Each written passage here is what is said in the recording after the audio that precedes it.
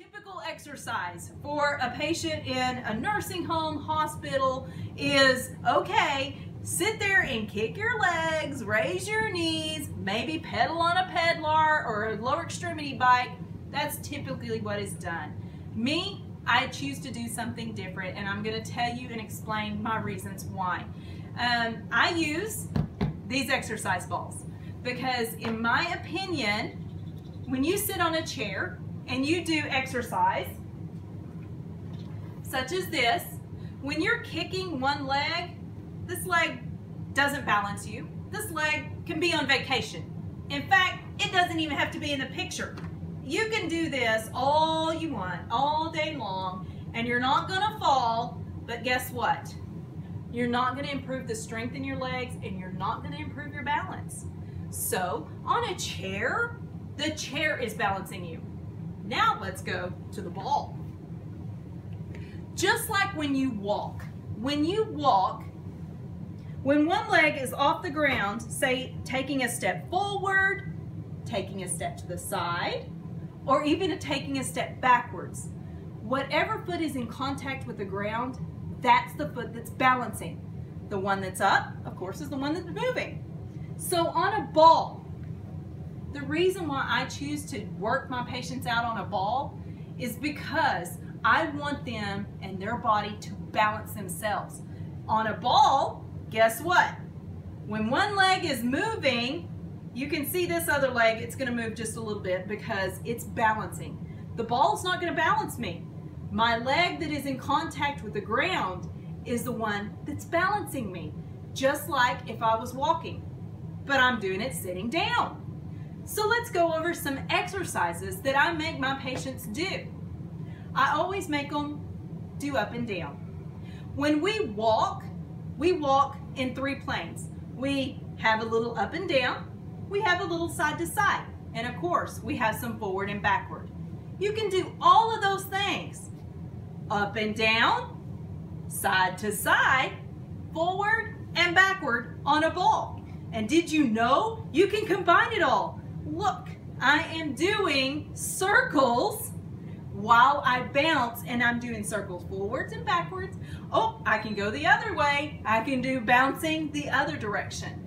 You can see how versatile a ball is, and it actually is sitting on air compared to doing exercises in a chair.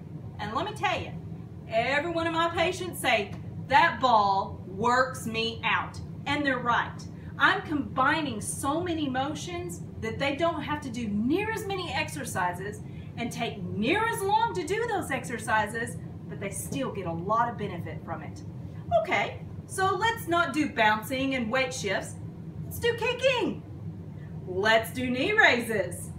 Let's do knee raise and kicking while the other one is moving. Look at this. If I had a knee replacement, or if I had a hip replacement and I wanted to strengthen the legs, both legs, I can do that safely and easily on the ball. But what you don't see is my patient on the ball like I would have them. When I'm with a patient,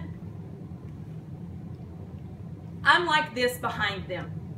So I have control of the forward, backward. I also, with my legs and my arms, have control of the side to side and control over them. I am at their hips. The hips are the control panel. If I've got control of the hips, I've got control of their body. They are facing you. They have their back to me, so I get to look at their backside the whole time, but that's where the action is. That's where I need to make them stronger. That's where I need to make them to where they're balanced. I can work on posture. The ball does that for me. You automatically, when you sit on a ball, want to sit up straight. Try it. You'll see. But not only do I use this ball for exercises, this ball is absolutely fantastic for swelling control. If you look on my website, you will see that I have pictures of a gentleman where I did a swelling control massage, and I used the ball. You'll see this exact same ball in those pictures. Why do I use the ball for swelling control? Swelling control is only really effective if you have whatever you're trying to drain above the pump, the level of the heart. So, if I wanted my foot and ankle to drain using gravity, has to be above the level of my heart. My foot is still above the level of my heart so that gravity pulls the swelling out of my leg and towards the bladder so that I can pee it out. And I explain that all on my website every day with virtually every one of my patients, because not only do a lot of my patients have swelling problems, but I would say 99.9% of them have balance problems. And a ball is really good for strengthening balance, strengthening the legs, and working on different things such as swelling.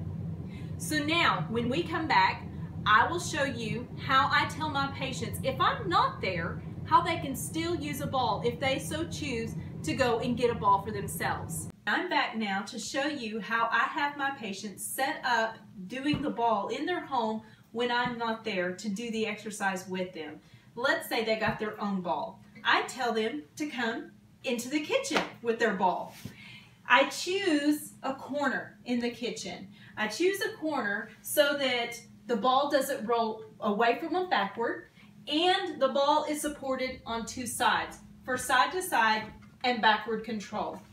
So when they sit on the ball and they're going to do their exercise, they have the option to hold on with one hand or hold on with both hands.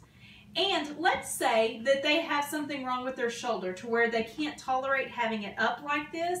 There is nothing wrong with pulling out a drawer while they do bouncing, side to side motion, forward and backward motion, as well as kicking and knee raises.